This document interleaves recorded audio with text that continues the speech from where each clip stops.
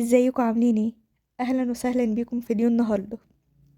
نبدأ الفيديو بتاعنا بحمد الله والصلاة على سيدنا محمد عليه افضل الصلاة والسلام، وندعي اخواتنا في فلسطين ربنا ينصرهم ويحفظهم ويحميهم، اللهم امين يا رب العالمين.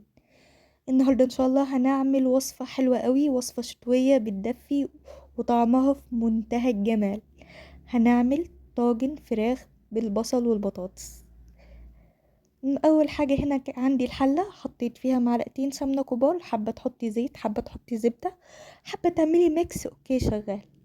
وهسيبها تسخن كويس قوي، عشان اول حاجه هعملها هنزل بالفراخ تاخد صدمه وتاخد لون خفيف كده.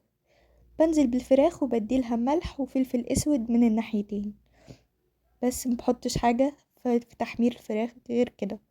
دلوقتي هنزل بالبصل بتاعي، هحطله بقى ايه، ملح وفلفل اسود. اول حاجه هنزل بورقتين اللورة، ورقتين 3 كده كده لورة، واقلبهم كويس. وبعدين هنزل بالبهارات بتاعتي كلها، ملح وفلفل اسود، كزبره وكمون ونص وذرة جوز الطيب وبهارات فراخ، معلقه كبيره من بهارات الفراخ، معلقه صغيره من الملح والفلفل، الملح حسب الرغبه، بس معلقه صغيره من الكزبره والكمون والفلفل الاسود.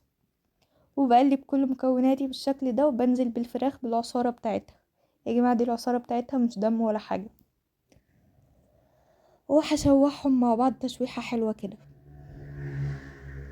وهحط كمان معاها قرن فلفل اخضر ونص ربع معلقة توم بالظبط، وده قرن فلفل اخضر سليم كده. وهقلب مكوناتي مع بعض شوية، وبعدين انزل بالبطاطس. طبعا مش هحط المية على طول، هقلب البطاطس معاها كويس حوالي نص ساعة، هسيبهم مع بعض يتقلبوا وياخدوا من طعم بعض. انا مستخدمه صدور يا جماعه، لكن تقدروا تستخدموا اي جزء في الفرخه انتوا حابينه، او حتى فرخه كامله عادي. بس وهنا هغطيها بالميه السخنه مش الساقعه، عشان ما توقفليش عمليه السوا. وهسيبهم يغلوا نصايه كمان مع بعض، وانقلهم في طاجن. انا نسيت مصور لكم الطاجن قبل ما ادخله الفرن، فصورته لكم هو جوه الفرن يا جماعه. وهحط على الوش كده قرن فلفل اخضر تاني. عايزه اقول لكم ان طعمه طلع رهيب، اكله بجد حلوه قوي. ده شكل الطاجن بتاعي جوه الفرن، وده شكله بعد ما استوى. هوريكم الفراخ. طبعا يا جماعه البطاطس اتهرت، بس اول بطاطسايه دي كانت محمره وانا بحبها قوي.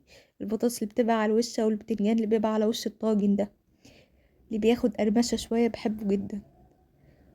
وبجد حاجه في منتهى الجمال، جربوها. وبكده نكون وصلنا لنهايه الفيديو. يا رب الفيديو يكون عجبكم. هستنى تعليقاتكم تحت الفيديو، وما تنسوش اللايك والشير والاشتراك في القناه.